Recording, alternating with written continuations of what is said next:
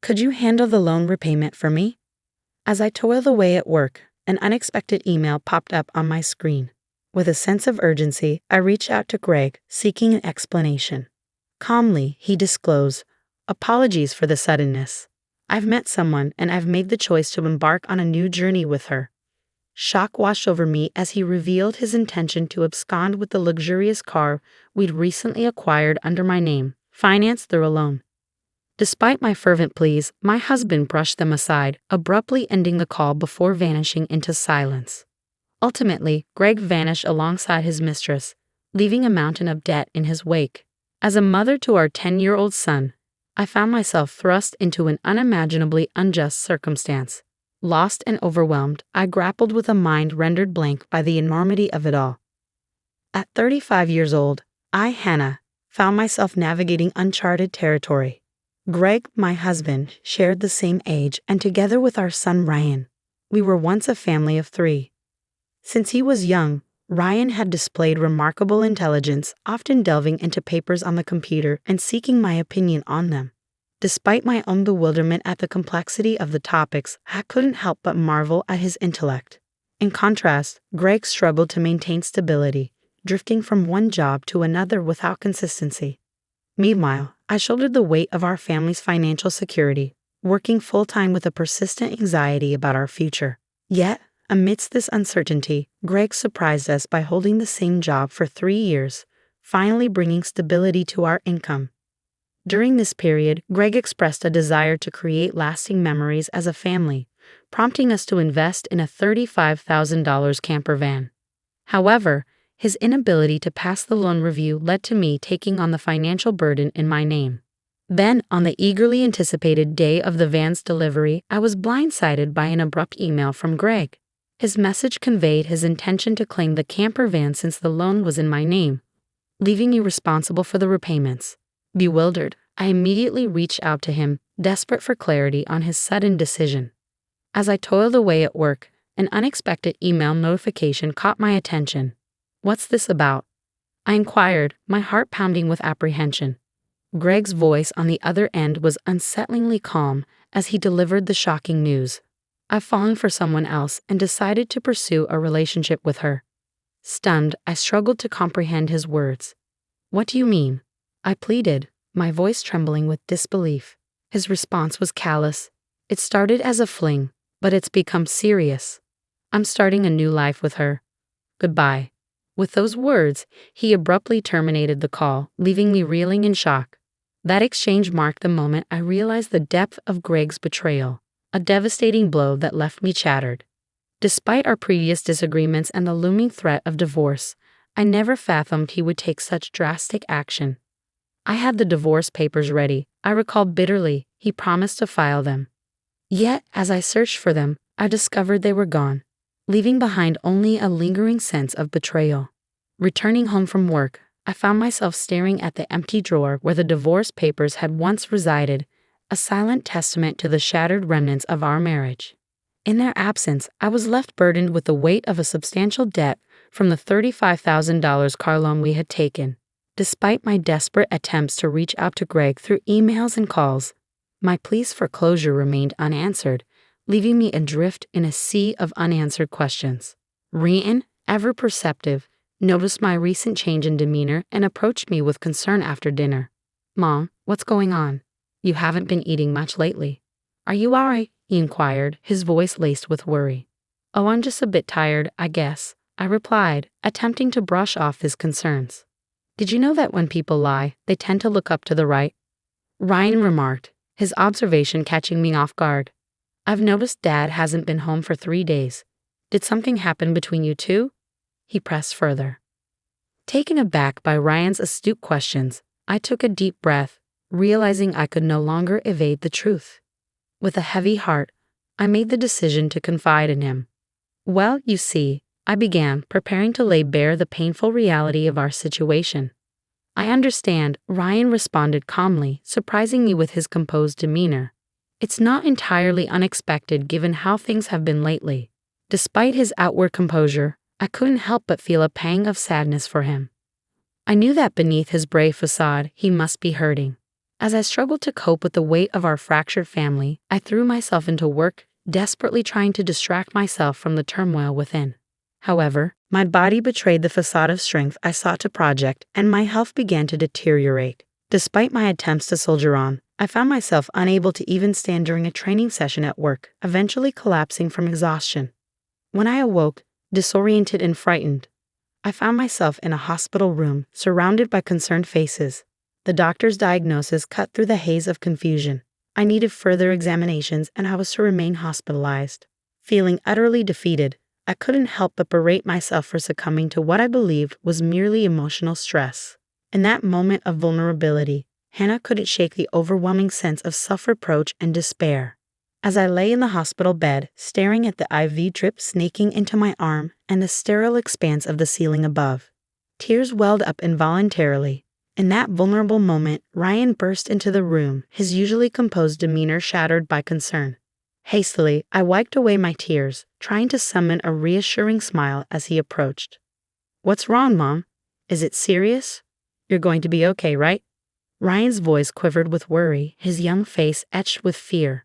"Of course, sweetie. I'm not going anywhere," I reassured him, mustering all the strength I could. His relief was palpable as he explained. "The school called me and said you were rushed to the hospital. I was so scared. I thought—" His words trailed off, a poignant reminder of his tender age despite his usual maturity. It filled me with a renewed determination to fight, to get better for his sake. But as the days passed, my condition only worsened, and a grim diagnosis was delivered. I needed surgery, and I needed it urgently. With little time to spare, I heeded the doctor's advice and underwent the procedure, hoping for a swift recovery. A month had slipped by since Greg's abrupt departure when I finally returned home from the hospital. Amidst the pile of neglected mail, a demand letter for the car loan payment caught my eye, sending a wave of panic coursing through me. It should have been deducted automatically, I muttered, confusion mingling with frustration. With trembling hands, I checked my bank balance only to find it drastically depleted. The $20,000 that had once cushioned our finances now dwindled to a mere $33.90. Anger and betrayal surged within me as I realized the extent of Greg's deception. He did this, I seethed, a sense of helplessness washing over me. Desperate for answers, I longed to confront him, but his absence loomed large, leaving me grappling with a daunting uncertainty. Without the camper van, I found myself in a bind. I couldn't sell it to recoup any losses. Greg's departure cast a shadow over everything, plunging me deeper into despair. Witnessing my distress, Ryan reached out, placing a comforting hand on my forehead. "You look pale. Are you feeling sick again?" "You don't have a fever, though," he observed, his concern palpable. Physically, I was fine, but the weight of our dwindling finances bore heavily on my shoulders. "Your father not only took the car but also drained our savings. With my health still fragile, I can't return to work. And now we're left with nothing," I confessed, my voice heavy with resignation. Understanding the gravity of our situation, Ryan refused to let despair take hold. "I'll deliver newspapers and I'll scour the internet for any job opportunities," he declared, determination gleaming in his eyes. Inspired by his resilience, I resolved to push through adversity. "I can't afford to be weak," I muttered, steeling myself against the challenges ahead. With a smile, Ryan echoed my determination, his unexpected suggestion sparking a glimmer of hope. As he outlined his plan to reclaim the camper van, I marveled at his ingenuity. "But how can we do that?" "The van is in your name," I pointed out, puzzled by the logistics. "That's true, but what if—" Ryan's suggestion left me speechless, the idea far beyond anything I had imagined. Yet, as he explained his strategy, a flicker of optimism ignited within me. "And we have no clue where your father is," I added, grappling with the uncertainty of Greg's whereabouts. "Let's check my phone," Ryan proposed, a memory surfacing of a previous hiking trip where he had momentarily strayed. "Remember when we got lost? We bought a kid's cell phone with a GPS app, accessible to both Dad and me." With renewed determination and a glimmer of hope, we set out to turn Ryan's ingenious plan into reality. With the tracking app providing real-time updates on Dad's whereabouts, Ryan shared his findings with me. "He's been moving around a lot," he noted, prompting my curiosity. "But what if we confront him and he slips away again?" I voiced my concern, to which Ryan responded with a reassuring smile and a cryptic statement. "Don't worry. I've got it covered," he assured me. His words left me stunned, realizing that Ryan had taken matters into his own hands while I was in the hospital, accomplishing something extraordinary. "I can't believe such a clever child came from me," I marveled, acknowledging his resourcefulness. He had even uncovered information about Greg's mistress. "All right, let's show Dad who he's crossed," I declared, ready to put our plan into action. United in purpose, my son and I meticulously prepared for the moment of reckoning. With Ryan by my side, I felt an unshakable resolve. 3 days later, a call interrupted the quiet anticipation. "It's me. Please, I need your help," the voice on the other end pleaded. Suppressing a surge of frustration, I responded coolly, "Oh, who might this be?" His identity confirmed, Greg continued, his desperation palpable. "I'm being questioned by the police. They might ask me to come to the station voluntarily. Help me out," he implored. Without missing a beat, I agreed to his request, rallying Ryan as we set off to find him. To our surprise, the scene unfolded in a forest park near our home, a place where camping was permitted. Greg stood before his car, flanked by police officers, his expression one of bewilderment as we approached. Feeling a mix of frustration and resignation, I motioned to the police, "Could we have a moment to talk privately as a couple?" With a nod from the officers, I ushered Greg, Ryan, and myself into the car. Greg, visibly uneasy under the scrutiny of onlookers, wasted no time urging us inside. Once seated, I addressed the bewildered pair before me. "I apologize for the interruption. Thank you for your patience. But could someone explain why the police showed up at our doorstep?" I inquired, my tone tinged with incredulity. Greg's response was laced with disbelief. "What? Why would you involve the police?" he protested, his confusion apparent. "It's quite simple, really," I countered, a hint of exasperation creeping into my voice. "My car was reported stolen, the camper van." Greg's attempt to downplay the severity of the situation only added fuel to the fire. "You filed for divorce, remember? We're not married anymore." "Technically, you're driving a stolen vehicle," I pointed out, Ryan's sharp intuition echoing my sentiments. "I didn't steal it. I just borrowed it," Greg argued weakly, his defense falling short in the face of Ryan's astute reasoning. With a calm resolve, Ryan interjected, "Well, regardless, Mom needs her car back. It would be really helpful if you could return it." Greg's protest faltered in the face of our collective determination, his earlier bravado crumbling under the weight of the truth. I extended my hand, silently demanding the keys from Greg, who reluctantly surrendered them.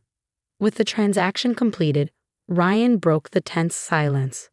"Why did you abandon your family for this woman?" His question caught Greg off guard, leaving him fumbling for words as he awkwardly scratched his head. Seizing the opportunity to assert herself, Greg's mistress interjected with a smug chuckle. "It's because I'm more attractive than your mother. Can't you see it?" she taunted, her arrogance palpable. Infuriated by her audacity, I couldn't hold back.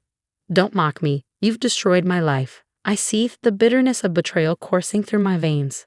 As Greg and Mandy engaged in a heated exchange, the air thick with tension, no one intervened, allowing them to confront their actions head-on. Meanwhile, we reached out to the police once more, providing an update on the unfolding situation. As darkness descended, the forest park became illuminated by the flashing red lights of police cars. In a moment of desperation, Greg pleaded for leniency. "I was wrong. I'll do better. Please just don't arrest me," he implored, his voice tinged with remorse. "People like you don't change overnight, especially those who are lazy," I asserted firmly, echoing Ryan's sentiment. "I can't trust you anymore. You need to face the consequences of your actions at the police station. If I end up in trouble because of this, I won't be able to repay the debts. Are you okay with that?" I challenged Greg, my voice tinged with frustration. "I have no problem with that. You can repay me after you've made amends for your wrongdoing. Take your time. I've already lined up a job for you," Greg replied nonchalantly. "Fine, let's tally it up. There's Ryan's child support and the $20,000 you stole from me. I'm not sure of the exact amount, but you'll work to repay it all," I declared, determined to hold him accountable. Turning to Mandy, Greg's mistress, I delivered a stern warning. "You may think you're just a bystander, but don't forget, you're an accomplice to Greg's theft. Be prepared to face the consequences, I cautioned, my voice unwavering. Upon learning that she might be held responsible if Greg failed to return the stolen money, Mandy recoiled in fear. Desperate, she turned to her parents for assistance, only to be met with rejection. We disown any daughter who causes trouble for others, they declared, severing ties with her without hesitation. With Greg and Mandy escorted away in a police car, Ryan's clever strategy delivered the justice we sought against them. Though they were soon released from custody, they faced a substantial financial penalty. Through legal channels, I pursued $20,000 in damages from Greg. Additionally, I secured an agreement for him to pay $500 monthly in child support for Ryan. I facilitated Greg's employment at a subcontracting factory affiliated with my company, ensuring that his earnings would cover the support and other expenses owed to me, with deductions made directly from his salary. Furthermore, I sold the camper van, freeing myself from the auto loan burden. With my financial matters resolved, my health significantly improved, allowing me to dedicate myself energetically to my job. Ryan, too, stepped up, actively assisting with household tasks and errands. Determined to forge ahead, I am committed to creating a stable and secure future for Ryan, enabling him to pursue his dreams without compromise.